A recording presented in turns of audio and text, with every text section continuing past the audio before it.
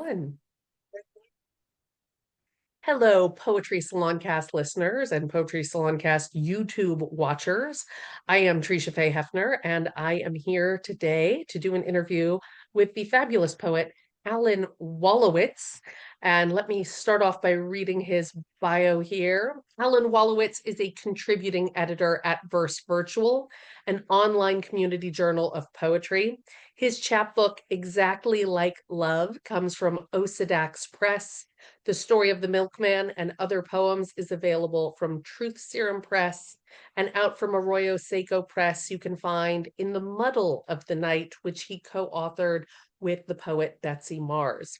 His chapbook, The Poems of the Air, is also available from Red Wolf Editions, free for downloading from the Red Wolf site.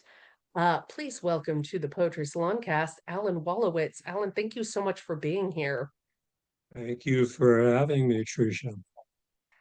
Before I ask you about the first poem, actually, we started talking and I told you not to say anything interesting until I had hit record. But you were just telling me about your pile of books that you have, and where do you keep them? Yes, they're piled somewhat neatly on my treadmill.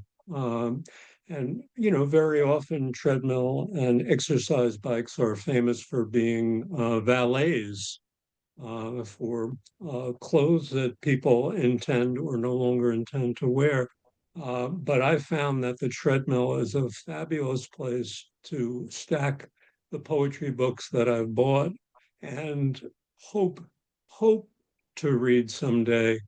Um, it's very, very important that poets support each other. And when a friend publishes a poetry book, I invariably know their poetry pretty well because we're friends.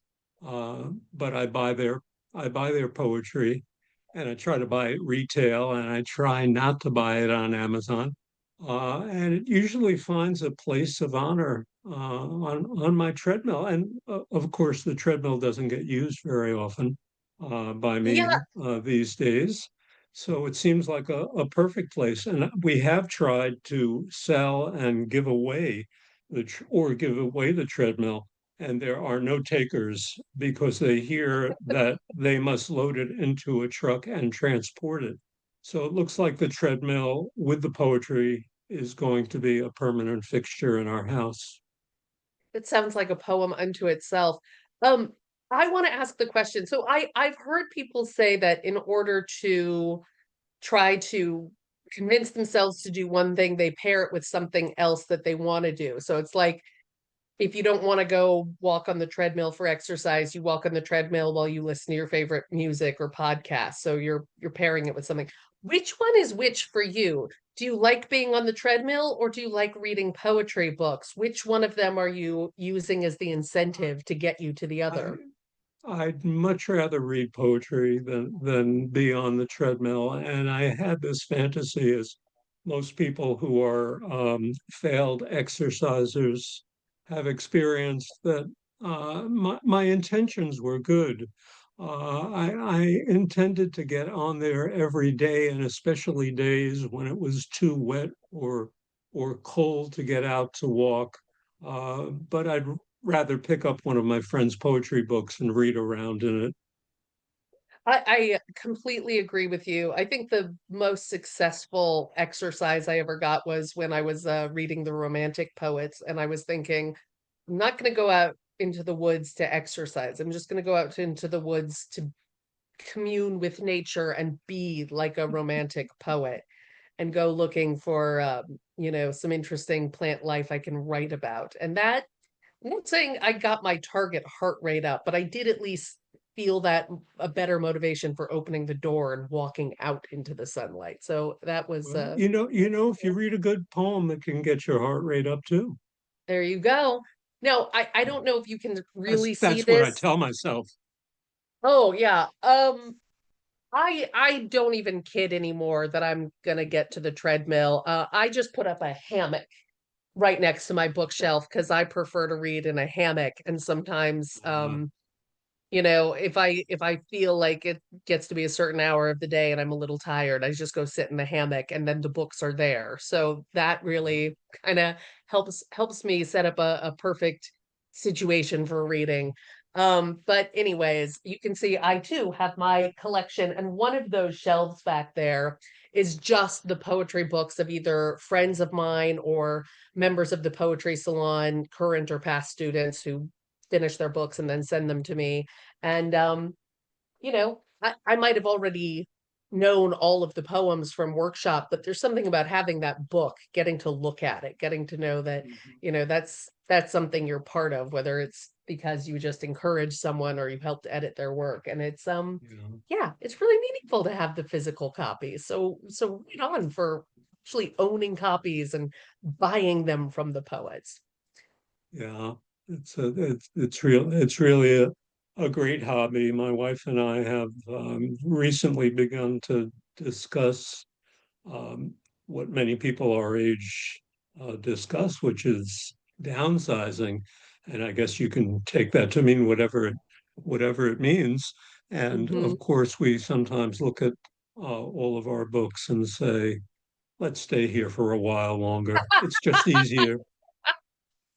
Yeah, the whole house just becomes a way of showcasing and protecting your library. I Mhm. appreciate that. Well, since you brought up your wife, that's a perfect segue into the first poem that I heard you read the other night at the Poetry Salon and Words with You reading, which is a poem called Here, which is dedicated to Jeanette, your wife, I believe. Is that correct? Yes, All yes. right, so go ahead and when you're ready, give it a read.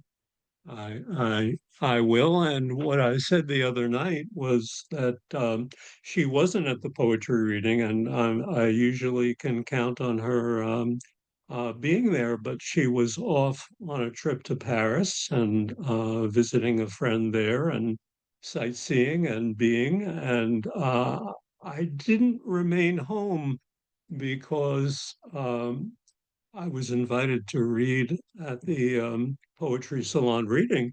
Uh, you'll understand the reasons why I was home when you hear my poem. And it's called Here.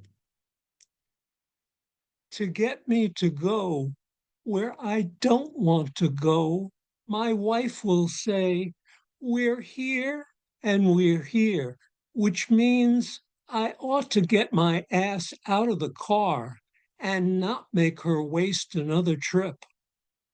Or here turns out to be a damn lie as she points to the map here and here, which are where she really wants to go. In any case, I don't want to hear some rainy middle of the night. Why can't I ever get where I want? Which breaks my heart and makes me mad enough to scream, what about me? Instead, I go back to sleep. Of course, getting here, the car gets stuck in a ditch, or nuclear winter breaks out on the way, or the radio reports the death of another celebrity we're so old we don't even know. But she knows me and knows I would feel so much better about everything here inside our own four walls. Truth is, nothing much ever happens. But if it did, she would say, it happened and it happened. Or, you have so much to learn and you're running out of time. Or, this good old heartbreak. You call this living? All right, Alan, thank you so much. I got to tell you, I heard you open the reading with that poem, and I immediately felt such a kinship with your wife. And this is a terrible way to introduce myself to you or start a conversation, but I got to tell you, I'm totally on her side here.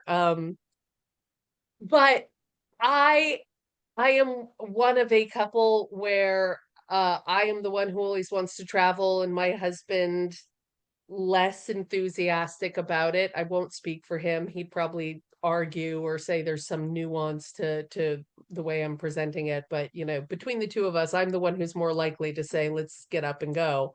And I know several couples who are like that. One wants to be at home and one always wants to be traveling. So I think that's kind of a commonality I've noticed.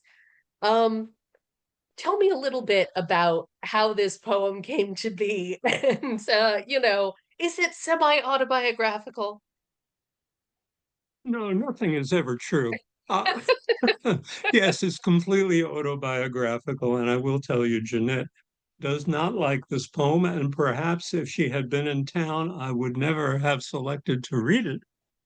But because she was away and she was traveling and doing what she wanted to do, I decided to read it in her honor. I hope the affection in it comes through.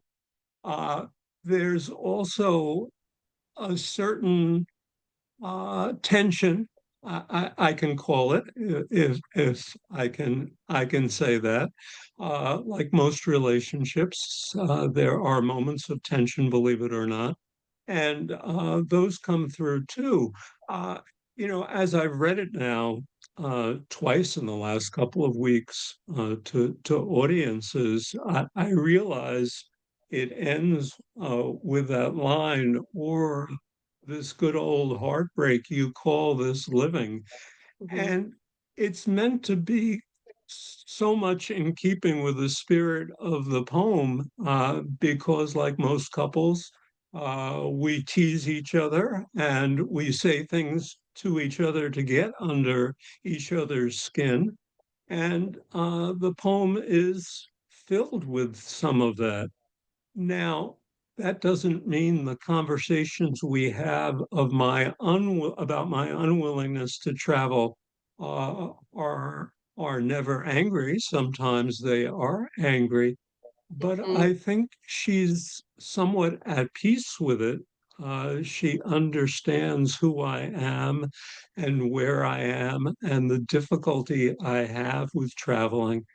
I don't make this mistake, however, Tricia. I don't say to her, uh, when she tells me she wants to go someplace, I don't tell her that I've been there before, because then might say to her, I was there in an earlier marriage. And Mhm. she does not want to hear that. And that can really get to her and put her in a very, very bad mood. Um, but during the poem, and if you were to read the poem on uh, in text, I do quote her in several places. The lines "We're here and we're here," which is something she says all the time, and I had to learn what that means. That means we shouldn't have to make another trip to do this particular errand when I'm saying, can't we just go home? So she says, we're here and we're here. And I found that to be very poetic. And sometimes it will be an outcry in one of the other lines in the poem. Why can't I ever get where I want? And again, that will be said somewhat teasingly to Mhm. me, but as a reminder to me that I'm not the kind of person that is likely to willingly go on an unscheduled stop. And then towards the end of the poem, she says, you have so much to learn and you're running out of time. And I've been known to hear that as well. And of course, the one I mentioned earlier, you call this living. That's when she has a sense of exasperation. Uh, so the poem consists of what I hope is a real life relationship, but I hope it's not taken completely as anger. There are moments in it that are supposed to be humorous. Absolutely. And one of the things that I find really fun about doing these interviews with poets like you is I never know where we're going to go. Sometimes we can start with a poem and wind up in marriage therapy. In an earlier version of the Poetry Salon cast, I was asking poets a lot about craft and writing and their writing process. And that was, that's great. But after a while, I did start to feel like, well, I know a lot about the craft of writing. Now I want to know what the poems are about and what the life is that led to this poem. And I think that's something I really like about this poem is it makes me realize this is normal. This is probably how a lot of couples are, that one is the one that wants to go do one thing and the other is the one that needs to be convinced. And yet somehow you make it work.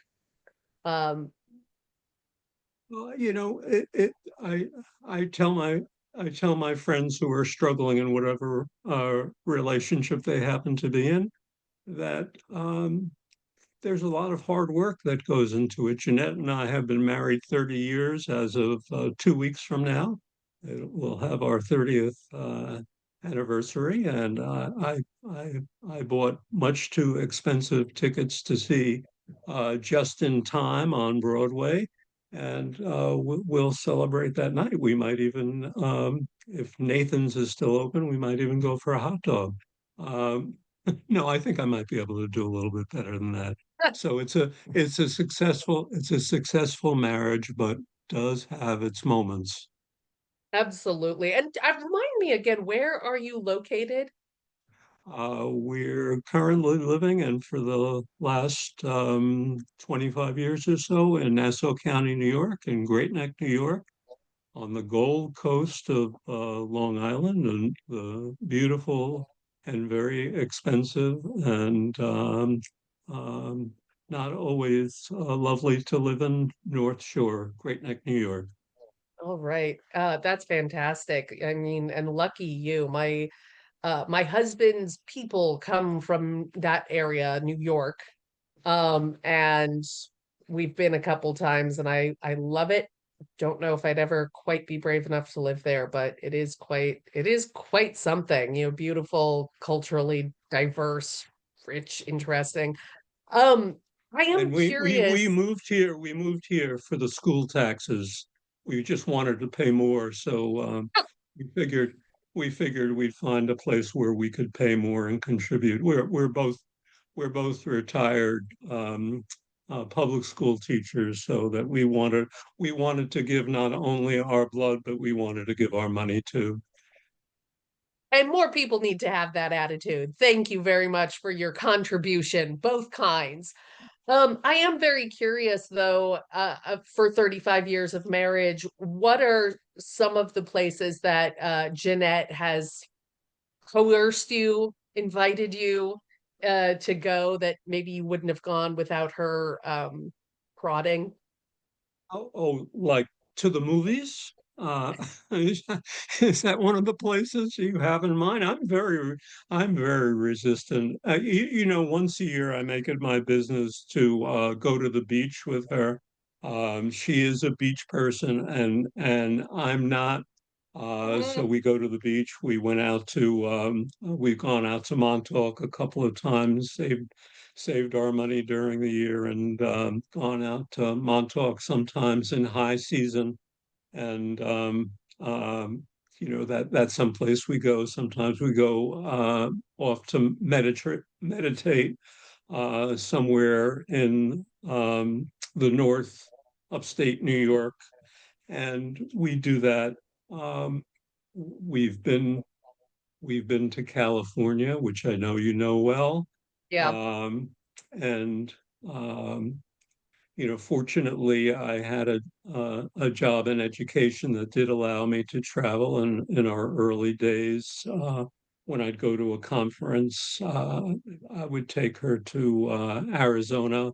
I don't think she made the trip with me to San Diego, but it was lovely to have to be in a school district that sent me places sometimes, and that was a lovely thing. So I had to get over my dislike of traveling by plane because it was part of my job. There you go. Well, it's not a contest, and I don't mean to brag, but you can tell Jeanette, I made my husband move from Los Angeles all the way to Costa Rica for 3 years, and Wow. not an easy thing to get to convince him to do that. And I won't speak for his experience, but I will just say, like, probably one of the biggest challenges of my life is getting him like pried out of there. And Well, so Costa Rica, and I wouldn't know, and I don't think Jeanette would know either because I don't think she's been there, but I'm sure that's on her bucket list for herself and for me too. Um, and the time, as she would tell me, the time does grow short. So I don't want to mm, make any promises to her now, especially since she might decide to view this conversation. But Costa Rica does look very beautiful. well, I got to tell you, I mean, it's a great place to retire. When we lived there, very briefly, I'll just say the reason we came back is we realized, we had things we had to do that we could really only do in the United States in an primarily English speaking language, because my husband and I are both writers and, but for the people who were retired and didn't have to have a 9 to 5 or anything like that, a lot of them found Costa Rica to be a great place to retire, warm weather, very inviting people, culture. Um, you'd never had to shovel snow. There's a lot of Canadians who go down there in the winter only to escape the Mhm. snow, and then they live in Canada the other half of the year and like visit their grandkids and what have you. So that was pretty optimal, if you can make that happen. But I highly And, recommend it. are you bilingual? Were you bilingual? Did you become bilingual? Not at all. In fact, I think my husband, I no, I studied French for 4 years in high school. So I kind of understood like the rules of grammar of the Latin languages. And Mhm. on our way down to Costa Rica for the first time, I didn't even bring like a book of translation. It was Pablo Neruda's a Mhm. really thin volume of his that they sold at the airport, where one side was Spanish and one side was English. And I said, well, Uh, maybe I should the learn a airport, little. Neruda. Yeah, I said, I think I should learn a little Spanish before we go down. This is on the plane ride down there. And my husband had studied Spanish in high school. And I'm like looking at him and just going, how do I pronounce this word? You would know, you studied it.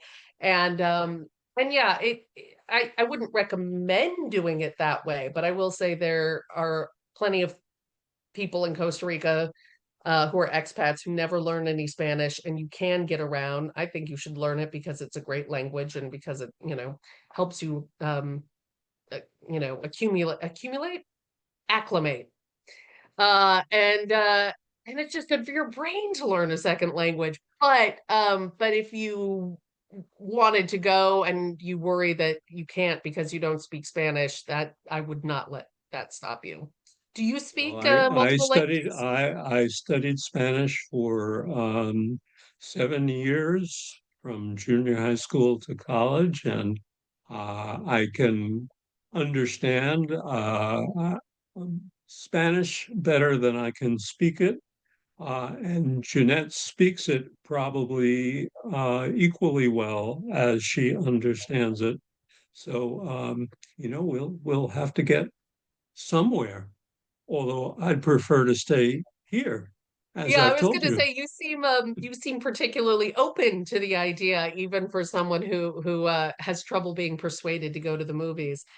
Well, But I will just say, if you're going to travel one place, I mean, I would definitely recommend. It's frequently voted the most beautiful country in the world, and one of the easiest to travel to. So if she's going to drag you someplace, that would be a good place to go. she might drag me, but I won't be kicking and screaming, I hope.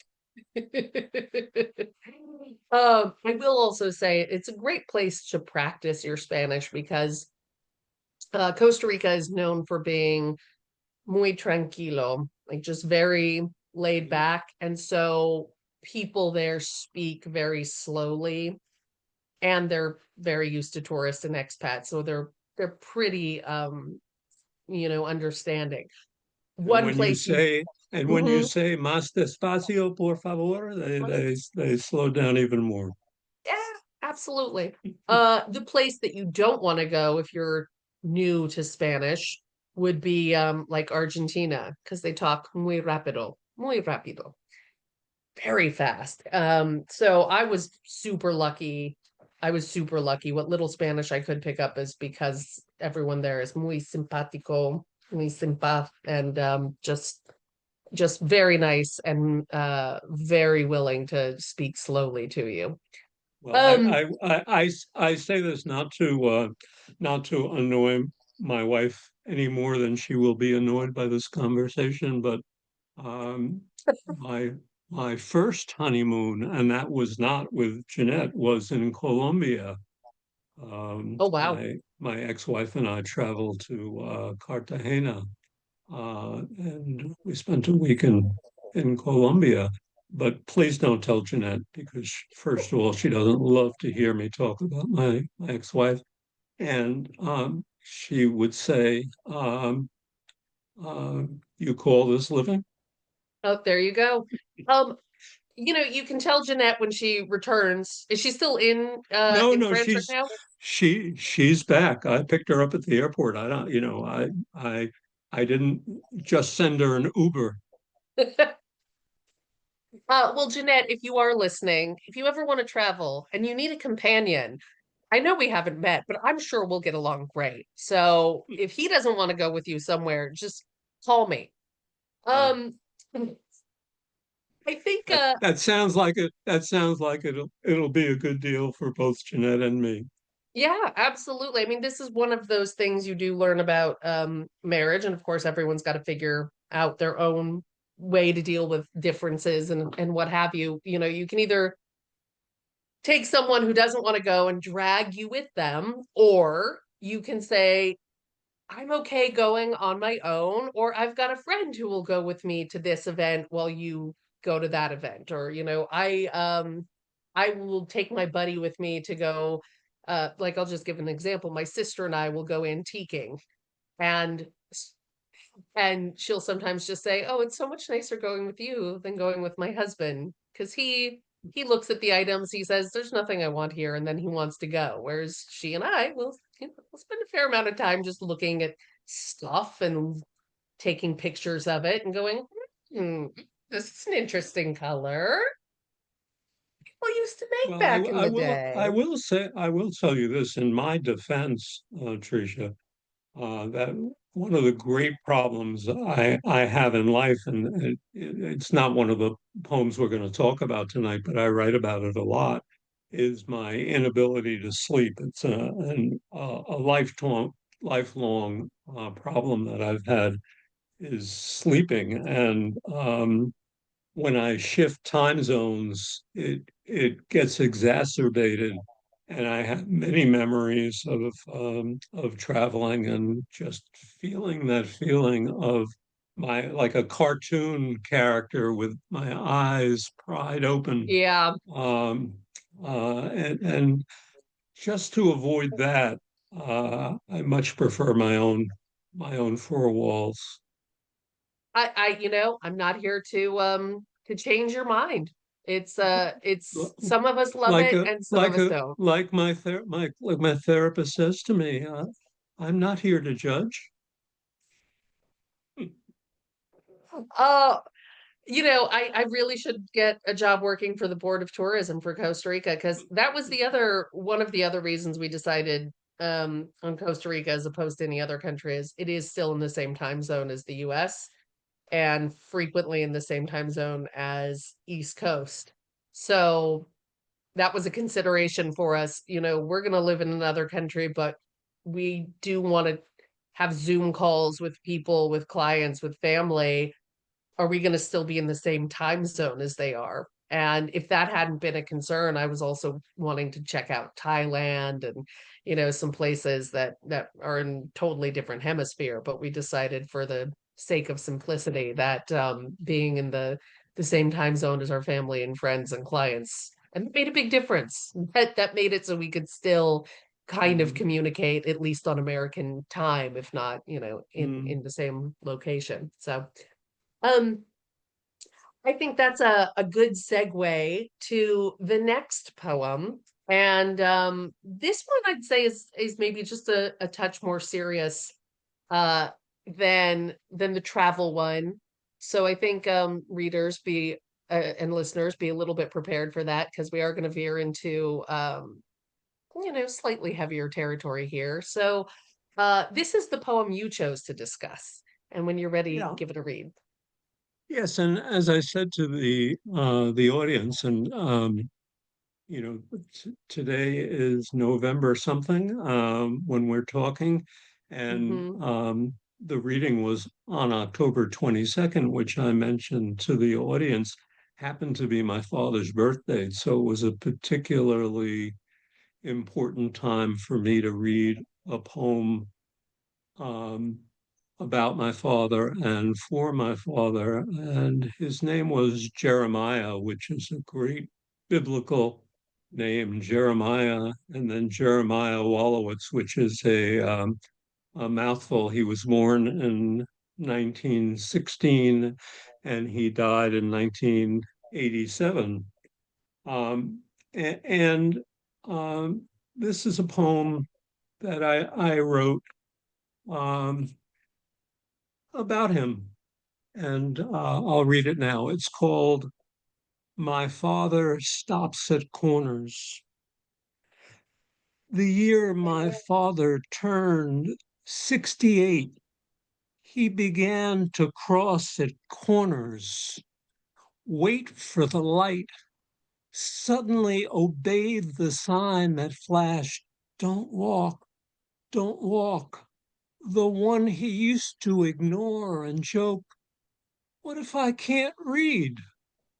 Once they nabbed him for jaywalking, which he did plenty on Broadway and 28th, where the dress racks whirled as the cars whizzed too close and rattled the pint in his pocket that he kept to keep him steady. But what would he care, long as he got there quick and had a story to tell? He knew he wasn't due to die till age 68, same as his pop, who many said he looked like, was built like, barrel-bellied and ruddy. But suddenly he didn't want to hurry it along. His heart hurt him sometimes, and sometimes could hardly breathe for the terror of living. With his father's death, which hung low over his head like the gray fedora pulled tight over his eyes. In fact, he made it till 70, frankly, a little disappointed at the extra time he had to put in. And that's what I'm looking at now. So please don't tell me I look like him, though I love that guy and didn't want to see him stop at corners. And when the time came around, I couldn't bear to see him have to go. Yeah. I warned readers we were going to go into slightly deeper waters here. So tell me a little bit about this poem and what it was like writing it.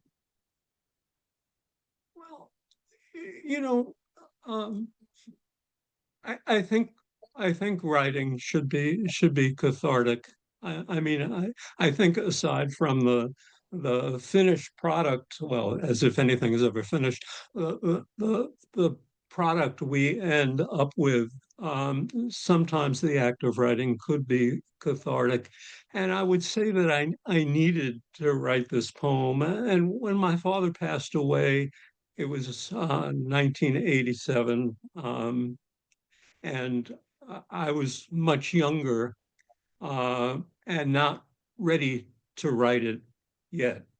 I had to wait till I had approached his age when he Mm, was nearly 70. At the time when I was nearly 70, I should say. Let me make that clearer because I'm dealing with a couple of different times here in the poem, which might be, you know, a clue to me to be careful with it and how I explain it if it needs explanation.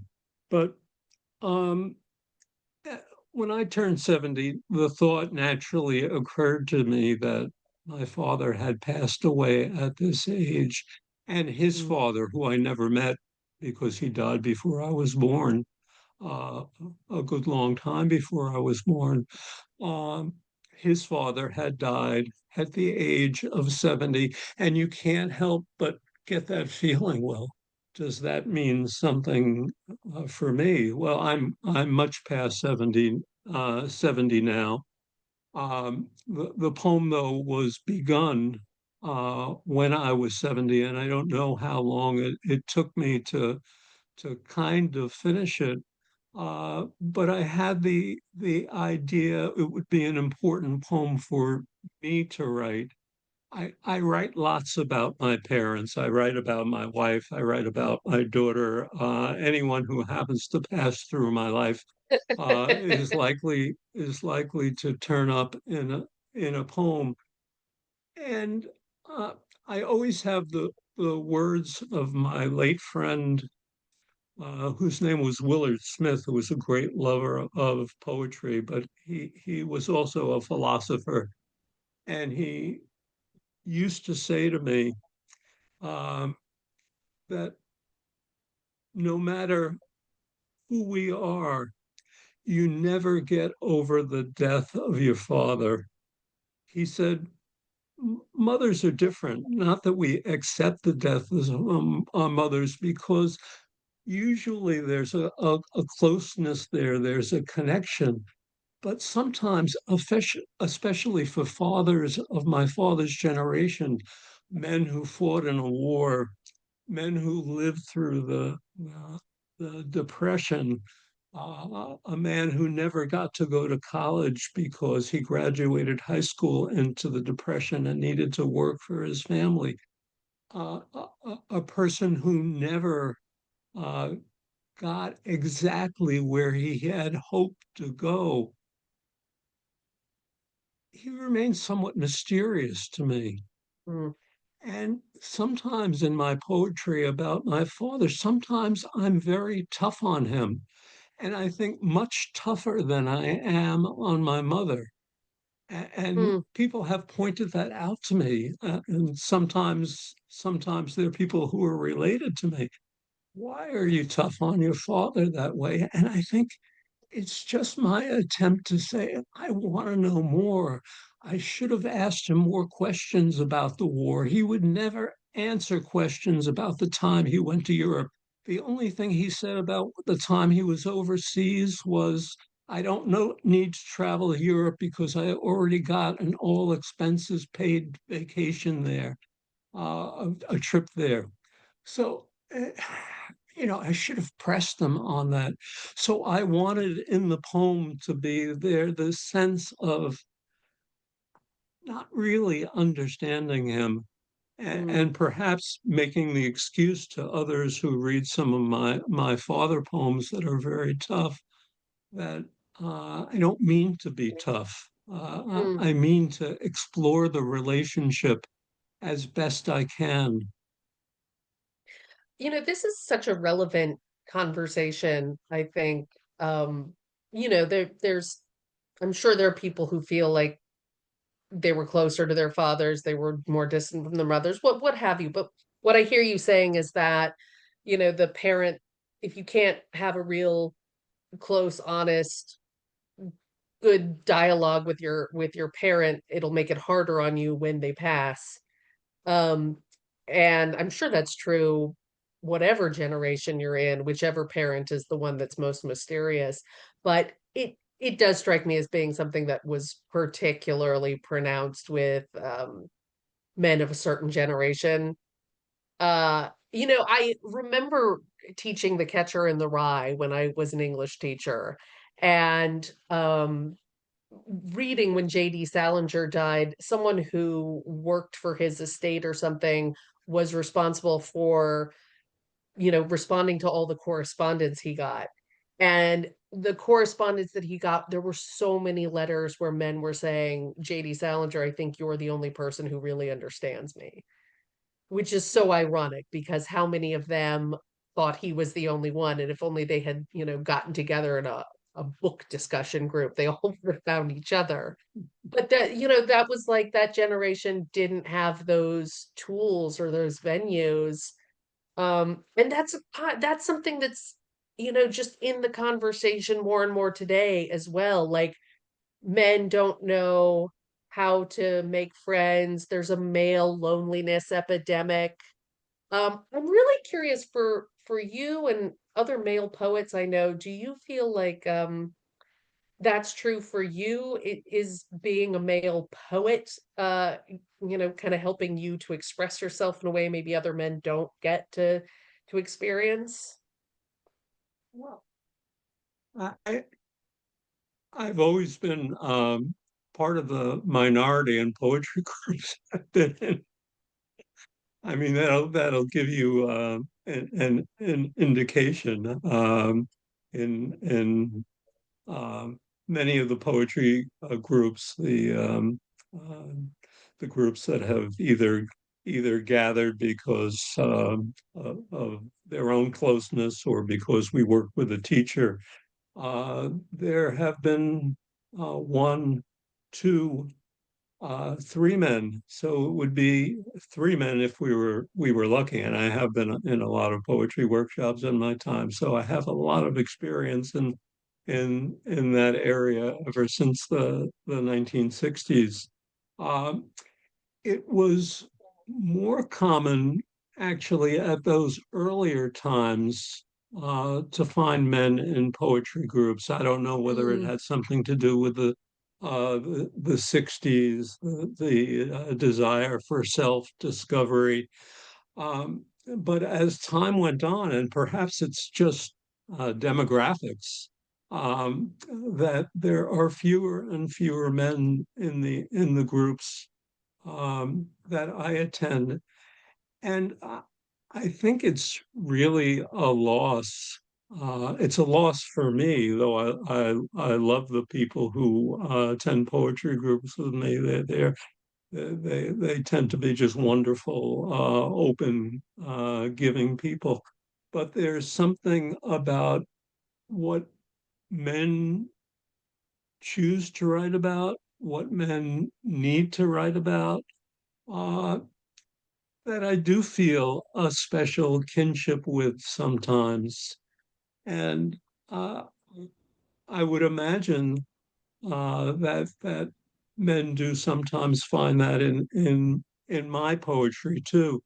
Though mhm, I would say I have the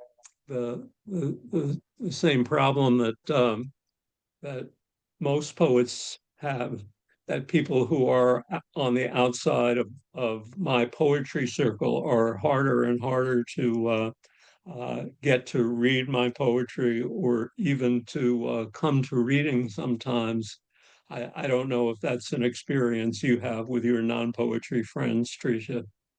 it is interesting. I know of what you speak because I attend a lot of poetry readings and poetry workshops and events. And yeah, it is a vast majority women who show up to them. And yet, if you read the canon of American poets or British poets, especially, there's plenty of men who write poetry and who are well known poets. So I don't have an answer for that. I'm sure someone has done some research into it, and Oh, I'm all I I'm can sure there say, there are doctoral studies ready to yes, be written.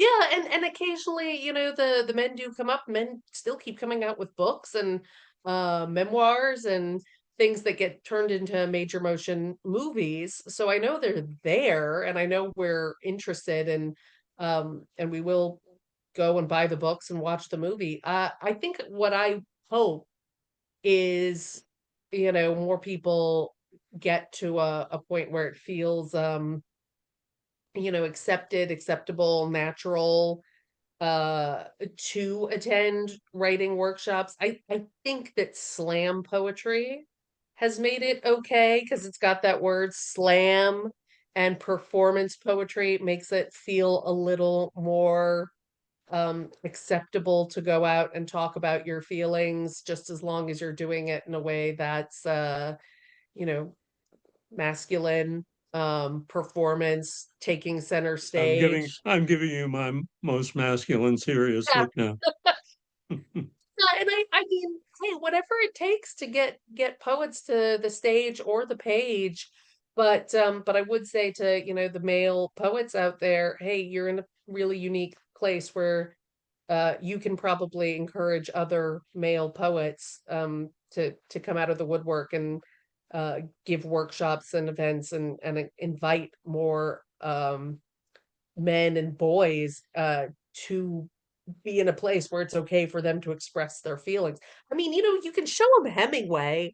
Like, Hemingway's a pretty approachable guy to read if you don't feel like you want to get too squishy with your feelings, and go out and write a sonnet about football if that's what you need to do, but just, get writing. Know that it's okay to write. Yeah, I taught creative writing in high school, the high school level for many years, and I, I I would say that as I think back on those classes, they were probably slightly more young women in the classes, and they were elective classes than there were men. Um, but it was just so great to have young men there and uh, willing to write poetry and willing to open up a little bit. And it was some of them I still have had occasion to speak to. Some of them are still writing. And I find sometimes, and this happened with one of my closest friends who said to me one day, can I show you a poem that I wrote? And he had never expressed tremendous interest in what I was doing, but he had something that he had written at a much younger age that he really wanted to show me. And we met at the diner. He said, "Come on, I'll buy you a cup of coffee. I'll bring some of my poetry." And he brought it along, and he you know, I think he was just looking for an audience. I don't know Yeah. that he ever showed this to his wife or to his daughters, but he showed it to me. And, of course, I was thrilled. And I said to him, you know, there's no reason why you can't do that now. I don't know that he Yeah, ever did. that makes me think of, there's a movie and it's called Patterson. I think it's Adam Driver playing a bus driver who's also a Yes. poet. You know this movie? Hmm. I love this movie. It's such a, in a world where everyone's trying to get likes and clicks and become famous for whatever you're doing. Because the movie just depicts Adam Driver seemingly content to be a bus driver who just writes poetry on his lunch hour. And then he's got a wife who's always doing these creative projects and kind of a bigger dreamer, but encouraging him to write and publish his poetry and everything. And it's just such a kind of humble slice of life, take satisfaction sort of movie. And I was so, amazed, encouraged that a movie like this would even have enough of an audience, and that, someone well known like Adam Driver would sign on to it. And I mean, I just want to encourage more people to see that movie, to know that, hey, even if you're a bus driver, have a pen and paper, write on your lunch break. Like, that can be that can be a mode of expression. Even if you don't share it with anyone except one person, it'll enrich your life, and so keep doing that. Um, No, I have a that movie really spoke to me, and I've seen it, and it spoke to me because I have a poem somewhere, and of course it's not in one of the ones that I chose to read was about a teacher who was in my English department who was a bus driver, mm, and he did that as a I can't even call it a side hustle because his family owned the bus company, but he insisted every day of driving that route. So he would teach English from 8 in the morning till 3:30 in the afternoon, and then he would do a late bus run on a school bus.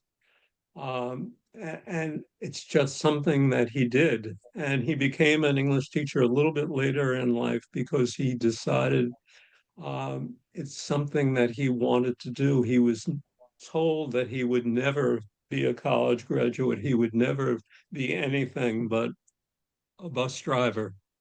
And mm. he later went to college and became an English teacher. And for many of the kids who had him as a teacher, they considered him to be the most inspiring teacher they ever had.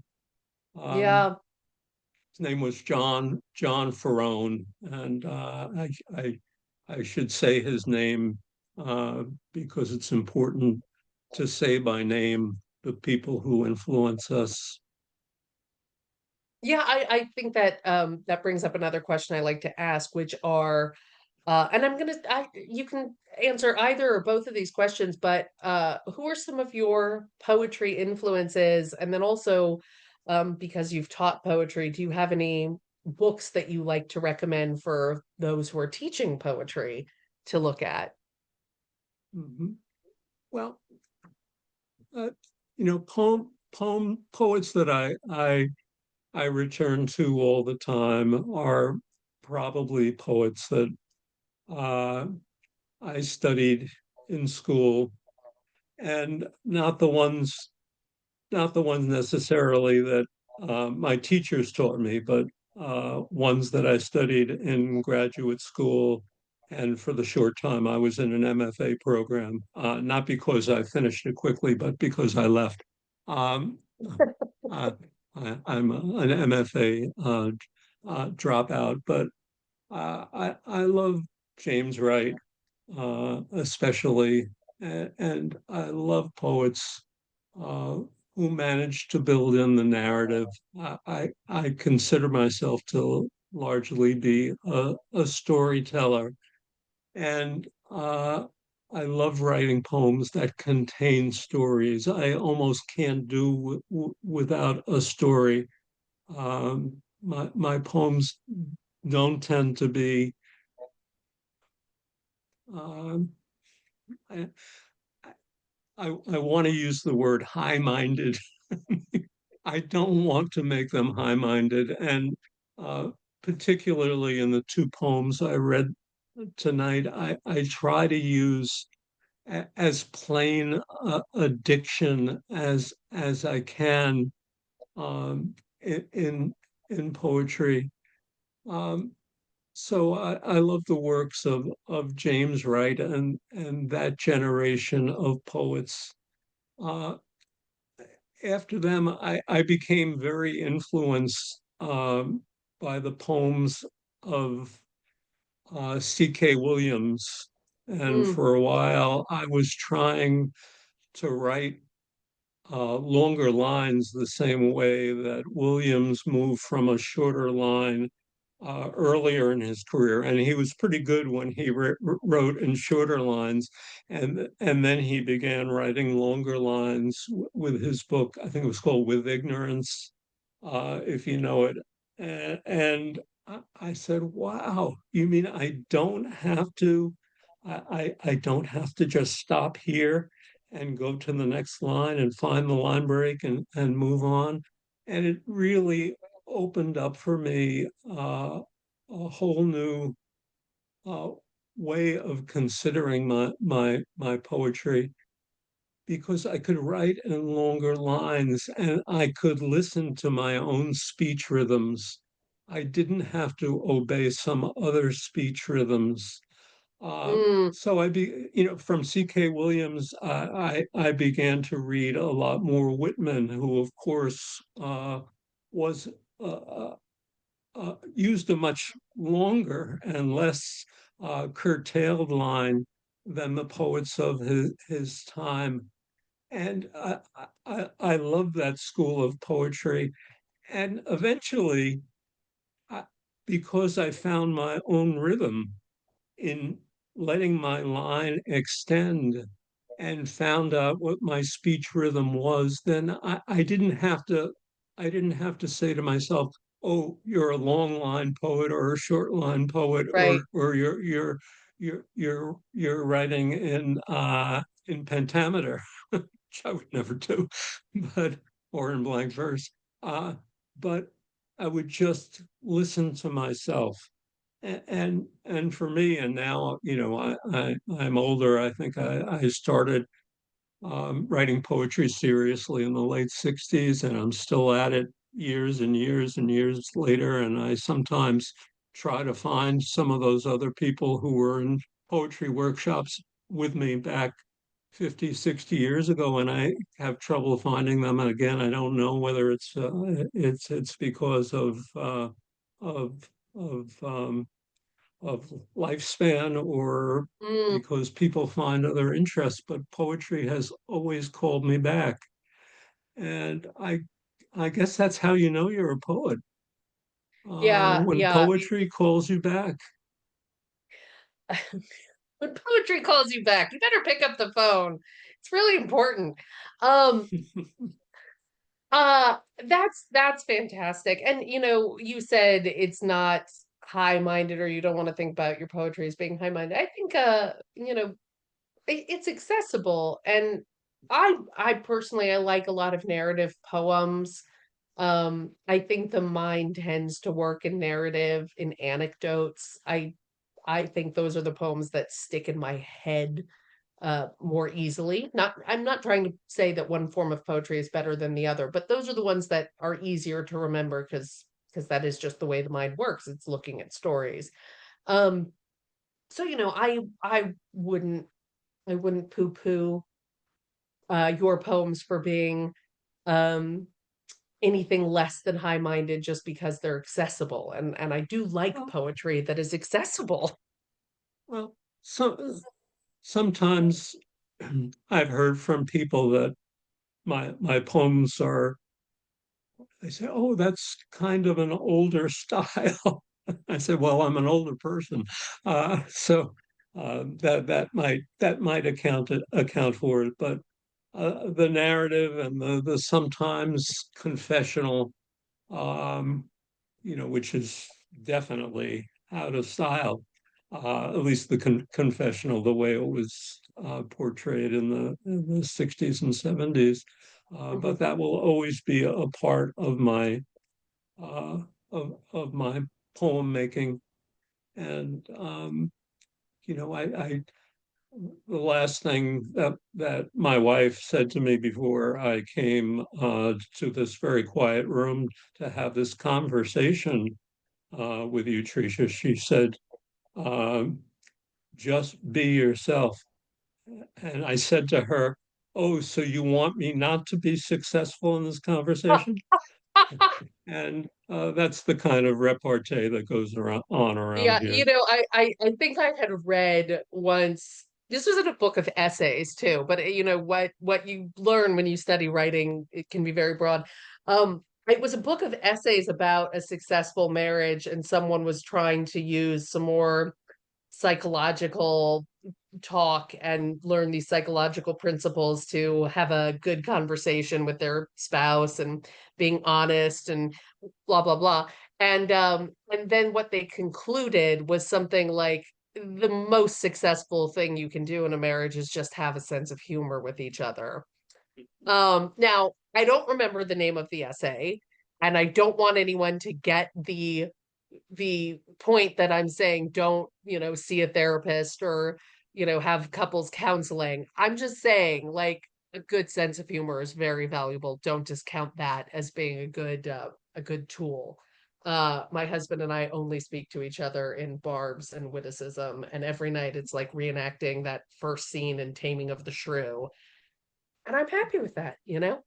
Um, just one upping, and we get a lot of humor. Sometimes we'll be in the middle of a fight, and then I'll just stop and say, "That was really good. That was, yeah, I know it was a joke at my expense, but that was a good joke. I want to go write that down." And it just, diffuses a lot of the aggression. So, um, I'm gonna take a real sharp left here and just say, because I am very much on a mission to try to convince more people either to teach poetry or find more poetry workshops. Another wonderful poet we had on the Poetry Salon cast, I think almost a year ago, is the poet Joseph Fasano, and he's got a great book called The Magic Words, which is meant to be used for those who are teaching poetry. And your story about your student reminded me of it, because Joseph Fasano is also pretty active on social media and will frequently post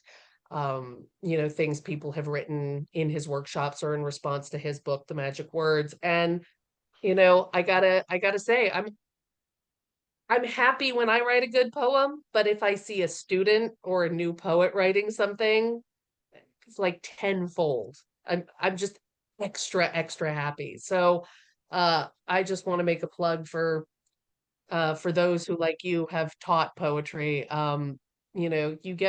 You get rewarded in ways you're not even expecting. It calls me back. It calls you back.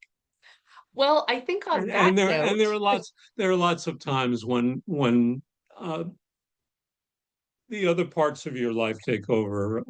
For me, it was becoming a parent very late in my life.